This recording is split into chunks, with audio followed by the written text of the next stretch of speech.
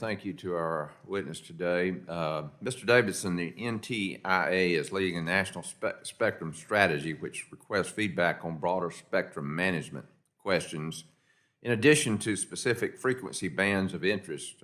While I understand there is interest in exploring the utility of dynamic spectrum sharing modeling, how will these comments inform NTIA's effort to prioritize clearing exclusive use spectrum versus sharing? Well, I'll just say that we expect that there's going to need to be a another all of the above approach if we're going to meet our future spectrum needs. There are needs for unlicensed spectrum, for shared spectrum, and also for exclusive licensed spectrum. And we're working on all of those. And our national spectrum strategy is designed to put together a strategy for meeting all of those needs, and particularly identifying 1,500 megahertz of spectrum to study to make sure we're meeting those needs in the years to come. Two of the bills we're reviewing today enshrine important cybersecurity roles in NTIA. It is my understanding that NTIA has been increasingly active on cybersecurity matters. As NTIA continues to take on more cyber security policy development initiatives, how important is it that the NTIA is informed by information security professionals in the private sector? Well, I think it's incredibly important that we're informed well about the work that we're doing. We know that a lot of great expertise exists in the private sector, and we regularly speak with folks there. We have a big mission there. I mean, the administration has made this a priority. There are a lot of other parts of the administration where this work is done. NTIA has a big role in sort of making sure that our broadband networks are secure, looking at our supply chain, and recently even taking on issues like the security of the internet router system, our border gateway protocol, BGP, and making sure that even in areas like that, we're a leading voice of expertise. And in this effort, where do you think NTIA can add value for the American taxpayer? Well, again, I'll recognize there are other agencies that are taking the lead in this space.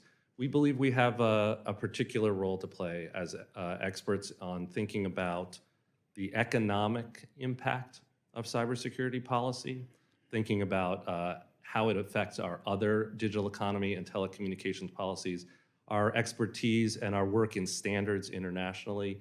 Each of those areas touches on this work on cybersecurity, and we want to make sure we're doing our part.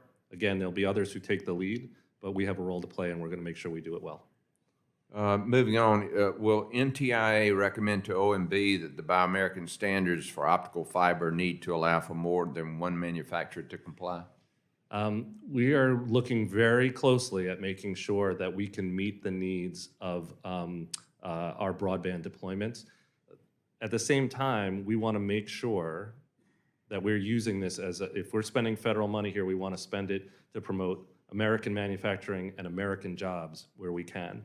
So we're going to take a close look. We're working very closely with the fiber cable suppliers to make sure there's adequate supply. I was gratified to see that just recently an announcement in North Carolina. I was down there with the secretary.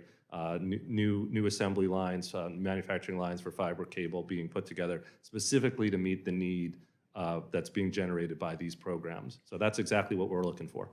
There's already been discussion today on rural cell service. Over the past several years, Georgia's 12th District has seen major improvements in home broadband connectivity. However, consistent cell service remains to be a big problem in the district. I've heard from plenty of my constituents before that they don't want to hear what the federal government's going to do to improve broadband access as long as they still do not have consistent cell service.